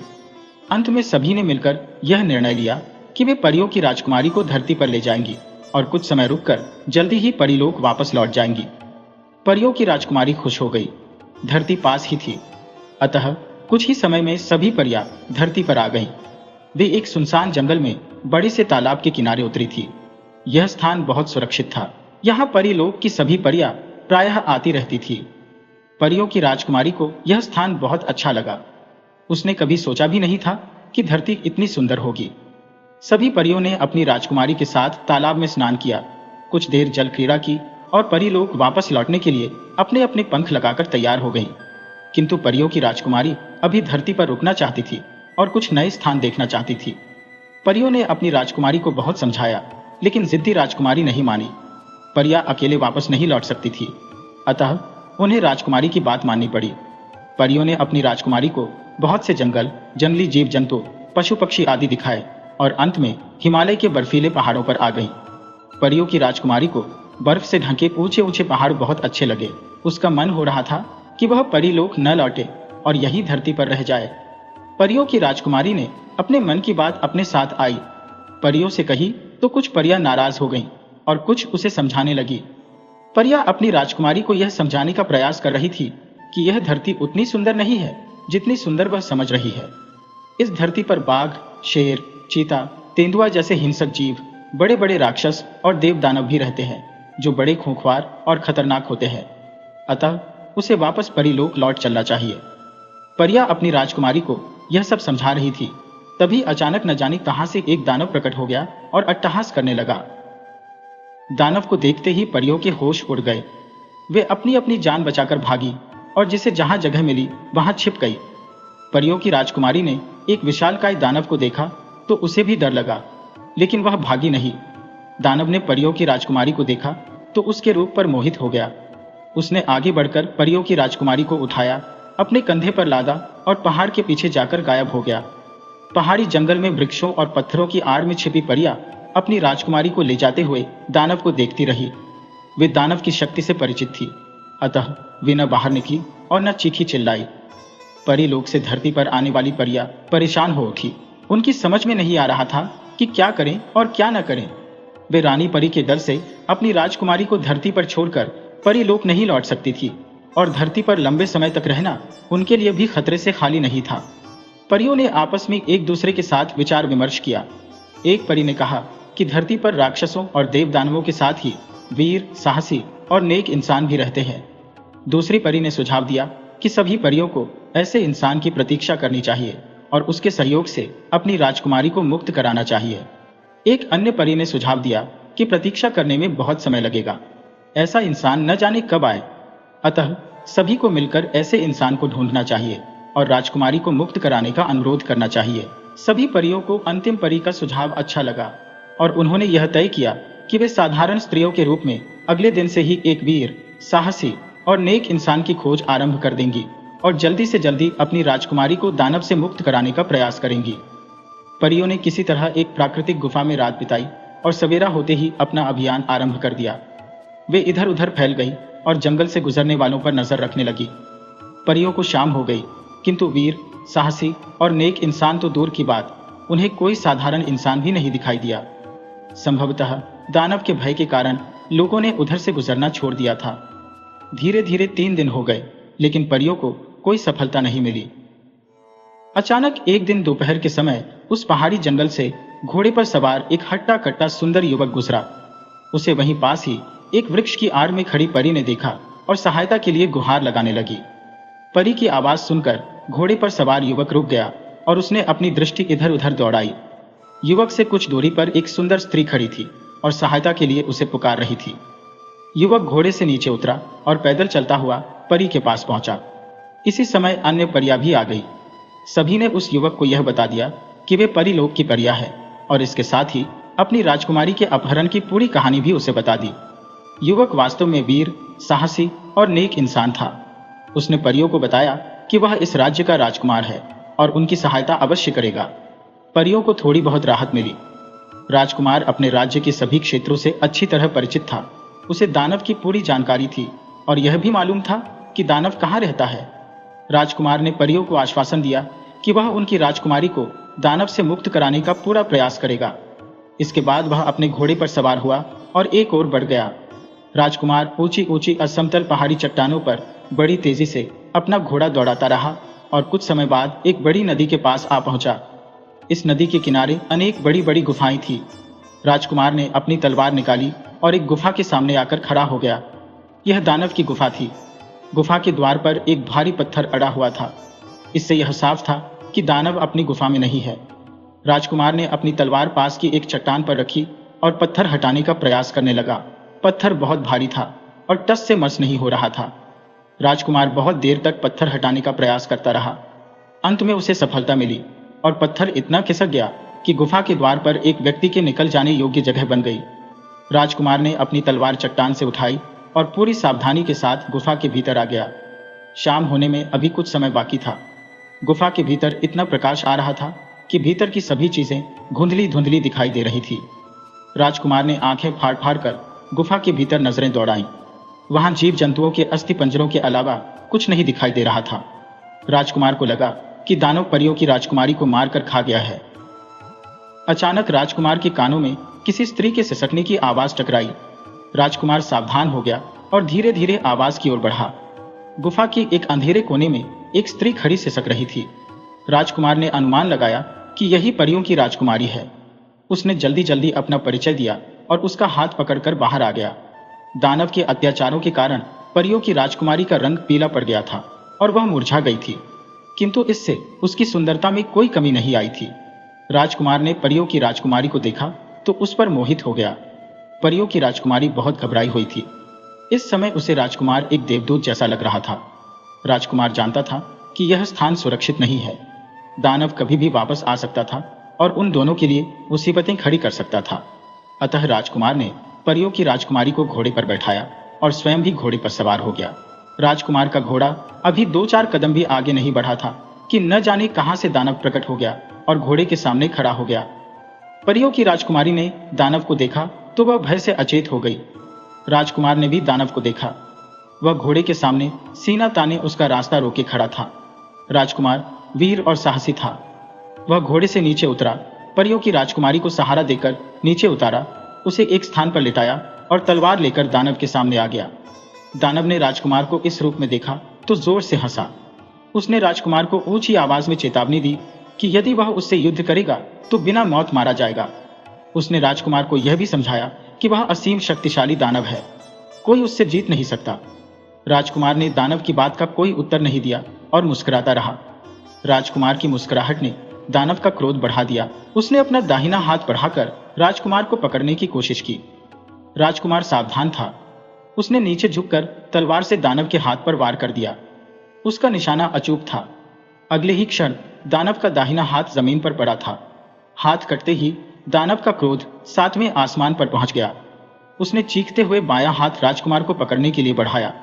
राजकुमार ने अपनी तलवार से दानव का बायां हाथ भी काट डाला। इसी समय एक चमत्कार हुआ। दानव का दाहिना हाथ हवा में लहराया और उसके शरीर से जुड़ गया। हाथ जुड़ते ही दानव ने जोरदार ठहाका लगाया। राजकुमार परेशान हो उठा। उसे लगा कि इस मायावी दानव से निपटना इतना आसान नहीं है जितना वह समझ रहा था। फिर भी उसने हिम्मत से काम लिया और दानव के आगे बढ़ने वाले हाथ को काटता रहा। परियों की राजकुमारी जमीन पर कुछ देर तो अचेत पड़ी रही, किंतु उसे शीघ्र ही होश आ गया। उसने अपने सामने जो कुछ भी देखा तो घबरा गई। वह जानती थी कि दानव को इस प्रकार कोई नहीं मार सकता। उसने चीखकर राजकुमार को बताया कि दानव की जान गुफा के भीतर पिंजरे में बंद एक तोते में है। उसे मार दो तो दानव अपने आप मर जाएगा। दानव ने यह सुना तो राजकुमार को छोड़कर परियों की राजकुमारी पर झपटा। राजकुमार ने देखा तो वह परियों की राजकुमारी को बचाने के लिए आगे बढ़ा। तभी परियों की राजकुमारी ने उसे पुनः सावधान किया और बताया कि वह उसकी चिंता न करके तोते के पास पहुंचे। राजकुमार की समझ में बात आ गई। उसने दोनों को छोड़ा और गुफा की ओर भागा। दानव ने भी परियों की राजकुमारी को छोड़ा और राजकुमार के पीछे पीछे वह भी गुफा की ओर भागा। लेकिन इससे पहले कि दानव राजकुमार को पकड़ पाता, राजकुमार ने पिंजरा खोलकर तोते की गर्दन मरोड़ दी। तोते के मरते ही दानव जमीन पर गिरकर तड़पने लगा और कुछ ही क्षणों में मर गया। इसी मध्य परियों की राजकुमारी भी गुफा के भीतर आ गई थी। राजकुमार ने परियों की राजकुमारी का हाथ पकड़कर उसे घोड़े पर बैठाया और फिर स्वयं घोड़े पर सवार होकर एक ओर चल पड़ा। रात का अंधेरा धीरे धीरे बढ़ रहा था। राजकुमार परियों की राजकुमारी को घोड़े पर आगे बैठाए प्रतीक्षा करती हुई परियों की ओर तेजी से बढ़ रहा था।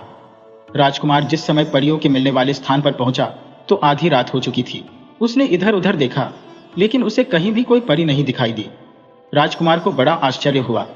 अचानक उसके कानों में घोड़े के हिनहिनाने की आवाज पड़ी।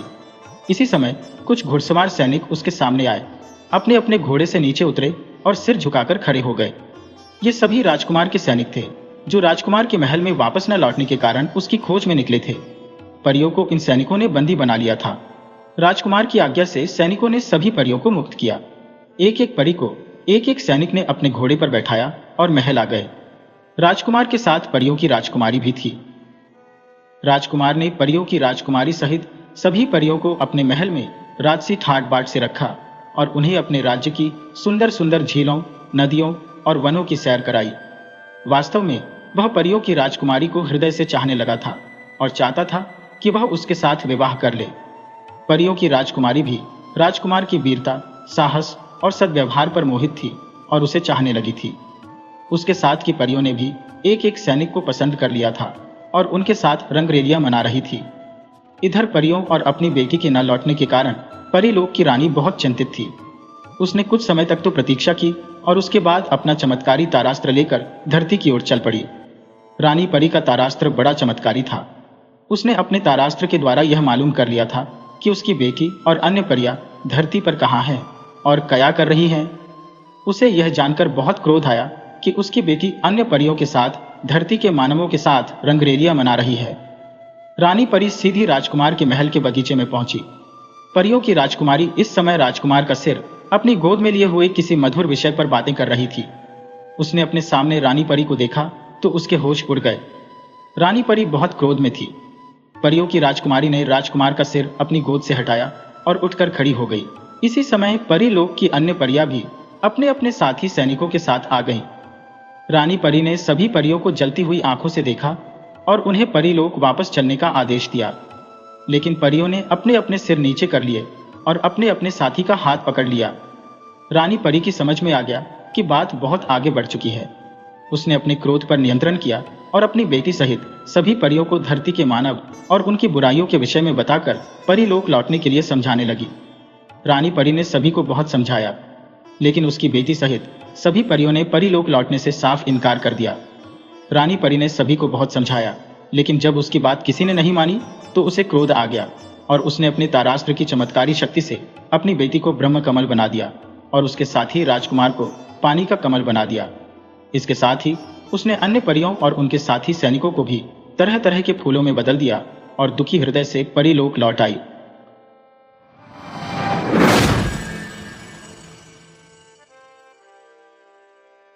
एक जंगल के किनारे एक बूढ़ी बकरी ने अपना घर बना रखा था। उसके 7 बच्चे थे। 7 मेमनों के साथ वह आराम से अपने दिन गुजार रही थी। बकरी बड़ी मेहनती और कामकाजी थी। काम तो उसे बहुत करना ही पड़ता था, क्योंकि वह 7 बच्चों की माँ थी। 7 छोटे छोटे बच्चों को वह अपने घर में बंद करके जाती थी। बकरी को हर रोज अपना दूध बेचने के लिए जाना पड़ता था। बदले में जो 2-4 पैसे उसे मिल जाते थे, उनसे वह अपने बच्चों के लिए खाने पीने की चीजें और कपड़े वगैरह खरीदती थी। उसका घर बेहद सुंदर था। उसमें हर तरह की आराम की चीजें थी। मेमने दिन भर खूब खेलते थे। बकरी जाने से पहले उन सबको गिनकर घर में बंद कर देती थी। बाहर का दरवाजा भी जाने से पहले उनसे कहकर अंदर से बंद करवा देती थी। इस तरह सब कुछ बड़े मजे से चल रहा था। अचानक उनके लिए एक मुसीबत पैदा हो गई। पहाड़ पर से कोई बहुत ही चालाक और खूंखार भेड़िया उधर आ निकला। वह उस मकान का चक्कर लगाने लगा।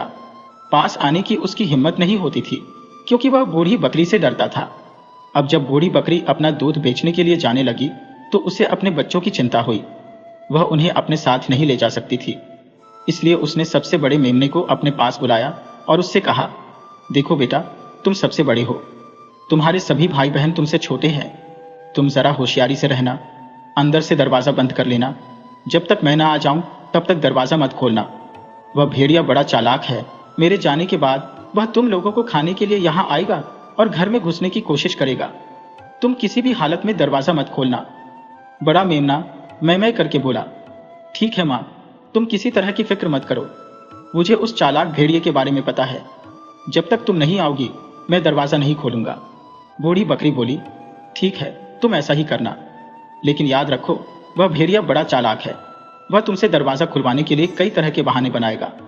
हो सकता है वह यहाँ आकर दरवाजे के पीछे से मेरी बोली की नकल करे और तुमको धोखा देने की कोशिश करे, लेकिन तुम उसके बहकावे में मत आना। वह कितनी ही कोशिश करे, लेकिन अपनी मोटी आवाज और काले पैर छिपा नहीं सकेगा। तुम उसे पहचान लेना और उसकी चाल में मत आना, वरना वह अंदर घुसकर तुम में से एक को भी जिंदा नहीं छोड़ेगा और सबको खा जाएगा। ये कहकर बूढ़ी बकरी वहां से रवाना हो गई। बड़े मेमने ने भीतर से दरवाजा बंद कर लिया। फिर सब बच्चे खिड़की में इकट्ठे होकर हाथ हिला हिलाकर अपनी मां को विदा करने लगे। बूढ़ा भेड़िया एक पेड़ के पीछे छिपकर बैठा हुआ था और वहां से सब कुछ देख रहा था। बकरी के जाने के थोड़ी ही देर बाद वह दरवाजे पर जा पहुंचा। बच्चों को खाने के लिए उसकी लार टपकने लगी। उसने अपनी मोटी और भद्दी आवाज को छिपाते हुए बड़े आहिस्ता से दरवाजा खटखटाया और कहा, खोलो बच्चों, दरवाजा खोलो, मैं आ गई। अपनी मां से डरने की तुम्हें कोई जरूरत नहीं है। तुम दरवाजा खोल दो, मैं तुम्हारे लिए बहुत अच्छी अच्छी मिठाइयां लाई हूं। बकरी के बच्चों ने समझा कि मां आ गई है, इसलिए वे सब उससे मिलने के लिए दरवाजे की तरफ दौड़े। बड़ा मेमना उनसे ज्यादा समझदार था। वह किसी भी हालत में दरवाजा खोलने के लिए राजी नहीं हो रहा था, लेकिन सबसे छोटा बच्चा बहुत देर तक अपनी मां से अलग नहीं रह सकता था। उसने जिद करके अपने बड़े भाई से कहा, दरवाजा खोल दो ना, बाहर मां खड़ी आवाज दे रही है। लेकिन बड़े मेमने ने दरवाजा नहीं खोला। भेड़िए की आवाज सुनकर वह बोला, तुम मां नहीं हो? मेरी मां तो सामान लाने के लिए बाजार गई हुई है। भेड़िए भाई, हम लोगों ने तुम्हें पहचान लिया है, तुम यहां से चले जाओ।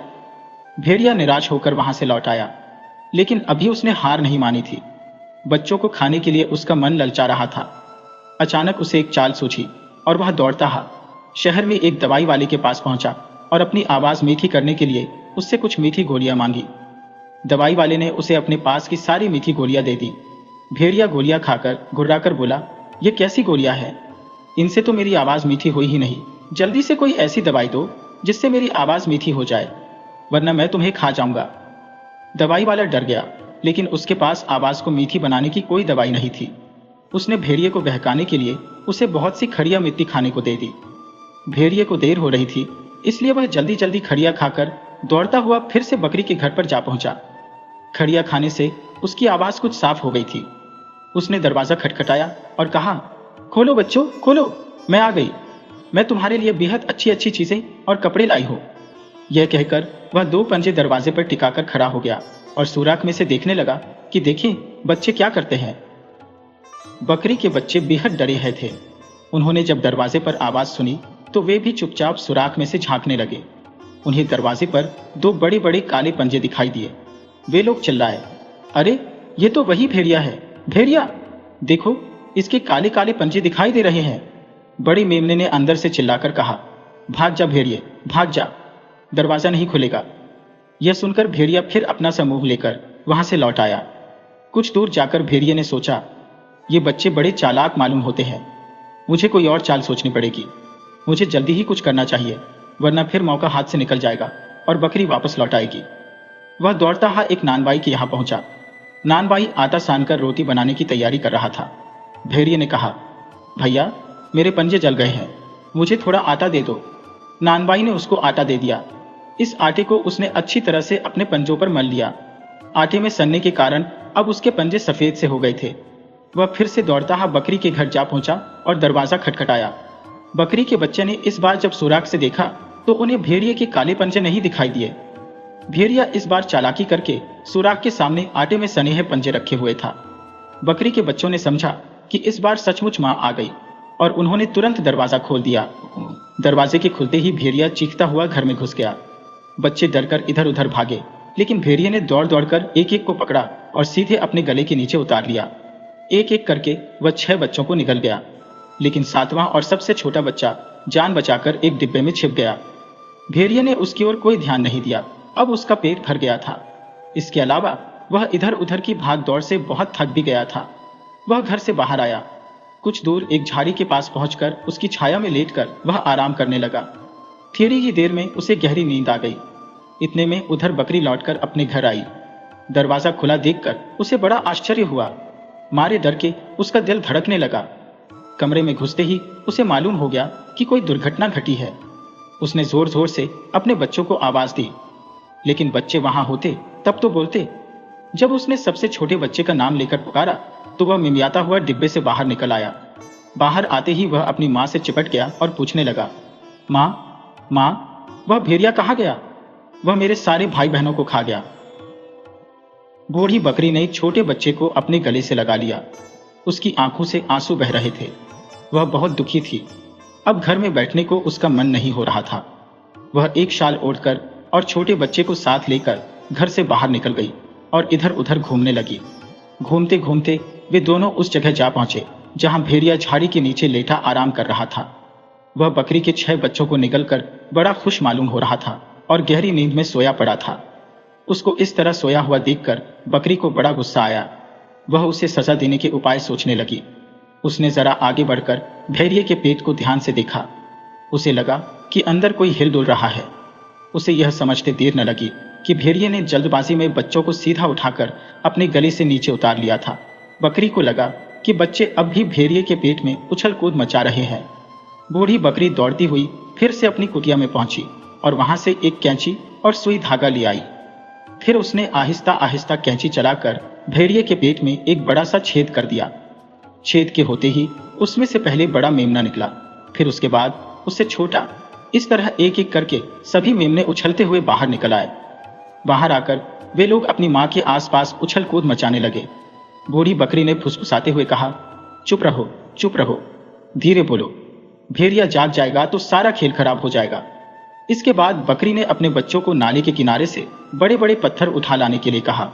बच्चे दौड़ते ही गए और पत्थर उठा लाए। इन पत्थरों को बकरी ने बड़ी सफाई से भेड़िए के पेट में रखा और फिर धीरे धीरे धागे से सीते ही छेद बंद कर दिया। भेड़िया इतनी गहरी नींद में सोया हुआ था कि उसे इस बात का पता ही नहीं चला। इसके बाद बकरी अपने बच्चों के साथ दौड़ लगाती हुई सीधी अपनी कुटिया में भाग आई। कुछ देर बाद भेड़िए की नींद खुली। वह झंभाई लेता हुआ उठ खड़ा हुआ। उसे अपना पेट कुछ भारी भारी सा लगा। उसने अपने पेट पर हाथ फेरते हुए सोचा, आज मैंने कुछ ज्यादा खाना खा लिया है। 6 मेमने काफी होते हैं। जब वह मस्ती से चलता हुआ आगे बढ़ा तो उसके पेट में पत्थर खरखराने लगे। उसने सोचा, पेट में कोई गड़बड़ हो गई है। वह जल्दी जल्दी कदम रखता हुआ नाले के किनारे पहुंचा। उसका जी घबरा रहा था। उसे प्यास भी लगी हुई थी। जब वह झुककर नाले में पानी पीने की कोशिश करने लगा तो उससे अपना वजन संभालते नहीं बना। पेट में पड़े पत्थरों के भार के कारण वह मुंह के बल लुढ़कता हुआ पानी में जा गिरा। उसने पानी में से निकलने के लिए बहुत हाथ पैर मारे, लेकिन भला वह पानी में से निकल ही कैसे सकता था। उसके पेट में पत्थरों का भार था। वह पानी में गहरा डूबता चला गया और फिर कभी पानी के ऊपर नहीं आ सका। बकरी अपने 7 बच्चों के साथ फिर आराम से रहने लगी।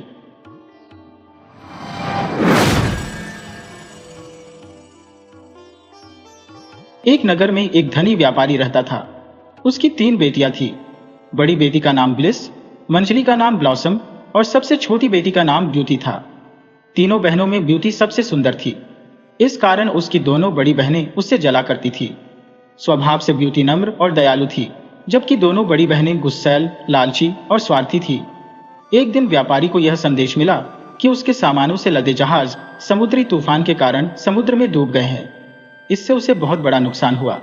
उसका पूरा व्यवसाय बर्बाद हो गया। घर को छोड़कर उसके पास कुछ भी न बचा और वे गरीबी में जीवन काटने को विवश हो गए।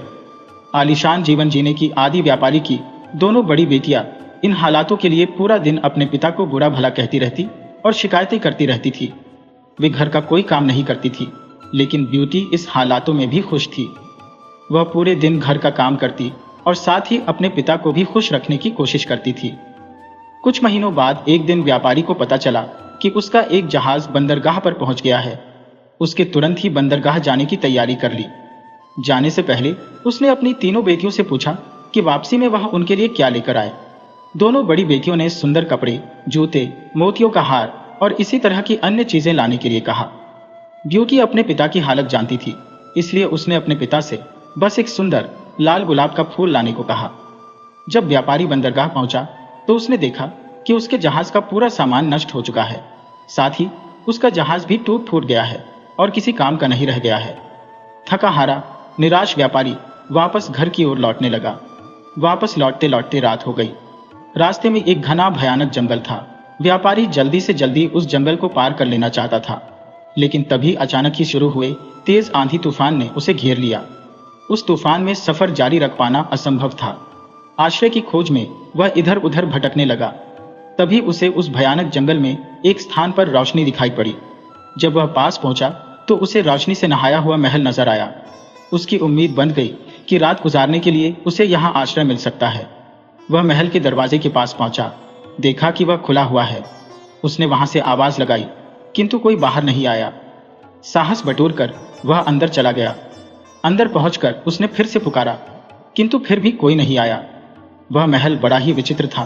पूरा महल रोशनी से जगमगा रहा था। खाने की टेबल लजीज पकवानों से सजी हुई थी, लेकिन वहां कोई भी नहीं था। लंबी यात्रा के उपरांत व्यापारी को जोरों की भूख लगाई थी, इसलिए वह चुपचाप भोजन करने लगा। भोजन करने के बाद वह जिज्ञासावश महल की सीढ़ियां चढ़कर ऊपर पहुंचा। महल बहुत आलीशान था और उसके हर कक्ष सुंदर रीति से सजे हुए थे। वह थका हुआ था, इसलिए एक कमरे में जाकर नरम बिस्तर पर सो गया। सुबह जब वह सोकर उठा तो उसे अपने बिस्तर के पास नए कपड़े दिखाई पड़े। नहा धोकर उन कपड़ों को पहनकर वह तैयार हो गया। खिड़की से बाहर झांककर उसने देखा कि मौसम साफ हो चुका था। अब मैं अपनी यात्रा फिर से शुरू कर सकता हूँ। यह सोच वह सीढ़ियों से नीचे उतरा। नीचे पहुंचकर देखा कि टेबल पर नाश्ता लगा हुआ है। उसने नाश्ता किया और वापस जाने के लिए खुशी खुशी बाहर निकल आया। बाहर निकलते ही उसे एक खूबसूरत गुलाबों का बगीचा दिखाई पड़ा, जहां गुलाब के विभिन्न रंगों के सुंदर फूल खिले हुए थे, जिन्हें देख उसे ब्यूटी से किया हुआ वादा याद आ गया। उसने सोचा कि मैं अपनी दोनों बड़ी बेटियों की इच्छा तो पूरी नहीं कर सका, पर कम से कम ब्यूटी की इच्छा तो पूरी कर ही सकता हूं।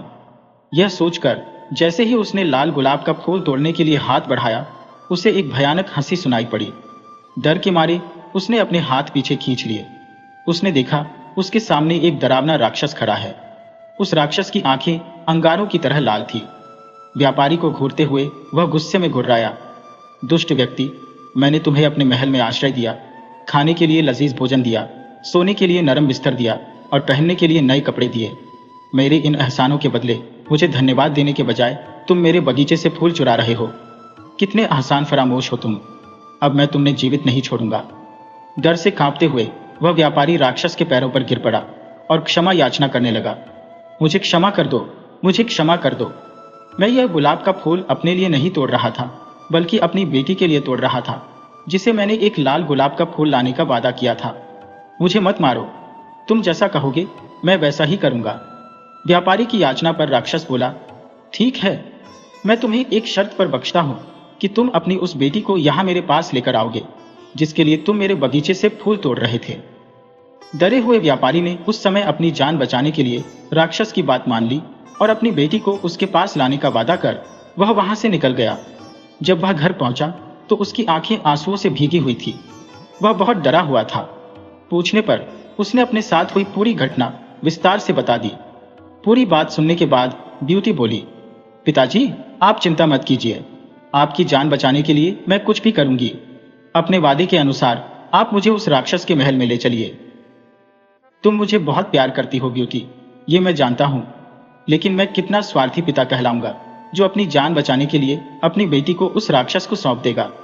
व्यापारी रोते हुए बोला, पिताजी, आपकी जान बचाने का यही एक रास्ता है, हम कुछ कर भी नहीं सकते। आप मुझे उस राक्षस के महल में ले चलिए। ब्यूटी ने अपने पिता को समझाया। दुखी मन से व्यापारी ब्यूटी को उस राक्षस के महल में छोड़ आया। शुरू में ब्यूटी उस राक्षस के भयानक रूप रंग को देखकर डर गई, लेकिन उस राक्षस का ब्यूटी के प्रति व्यवहार बहुत अच्छा था। उसने ब्यूटी को ढेर सारे नए कपड़े और गहने दिए, उसे एक बहुत ही सुंदर कमरे में रखा। वह उसका बहुत ख्याल रखने लगा, जिससे धीरे धीरे ब्यूटी का डर खत्म हो गया।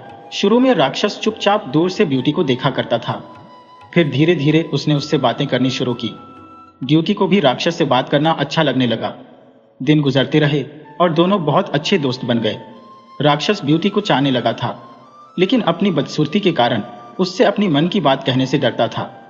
फिर भी एक दिन उसने हिम्मत करके ब्यूटी को अपने मन की बात बता दी और उसके सामने विवाह का प्रस्ताव रख दिया। इस प्रस्ताव पर ब्यूटी आश्चर्य में पड़ गई। उसे समझ नहीं आया कि राक्षस को क्या उत्तर दे।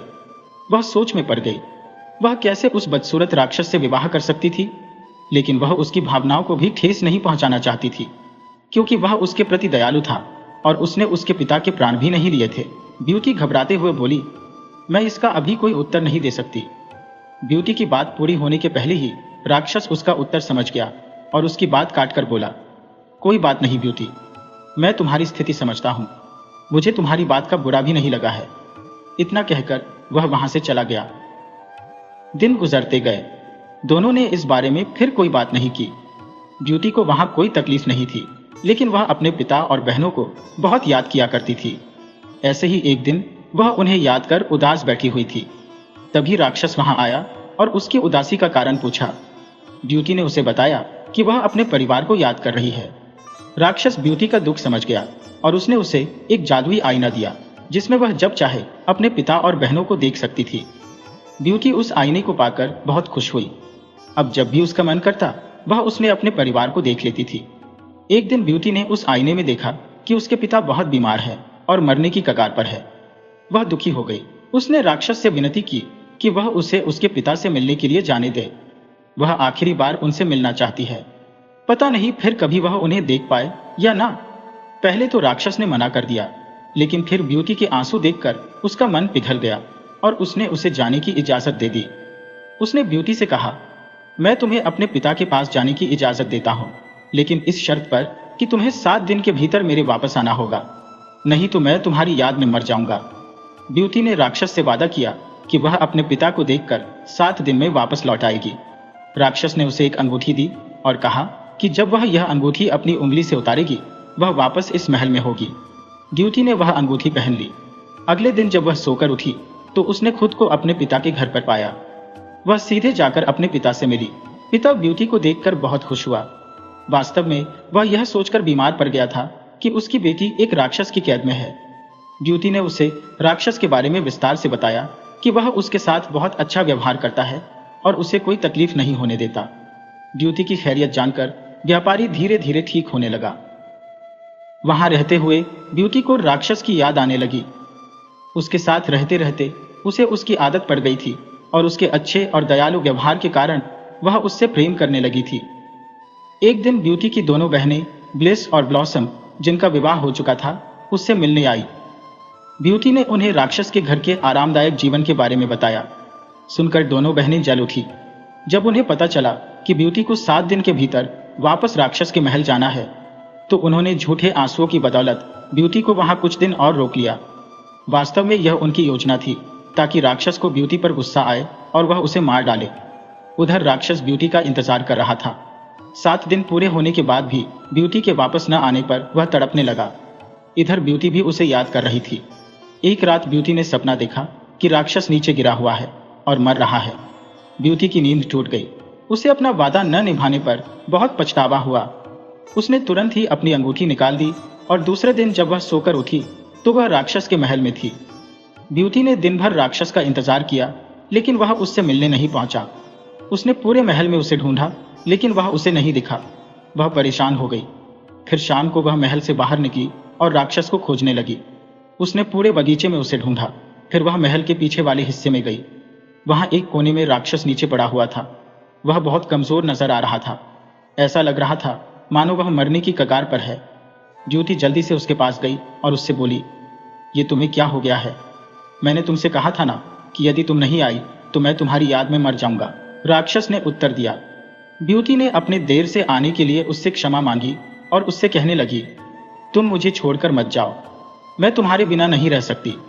मैं तुमसे प्रेम करने लगी हूँ। मुझसे विवाह कर लो।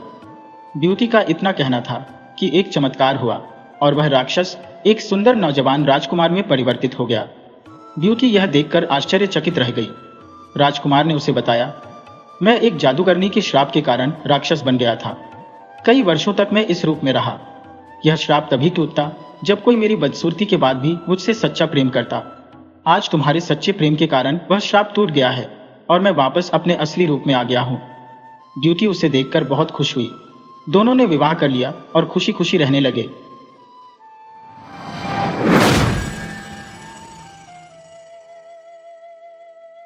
वीडियो अच्छी लगी हो तो इसे लाइक करें और ऐसी ही मज़ेदार कहानियों के लिए चैनल को सब्सक्राइब करें और बेल आइकन दबाएं। ज़्यादा से ज़्यादा अपने दोस्तों को शेयर करें। धन्यवाद।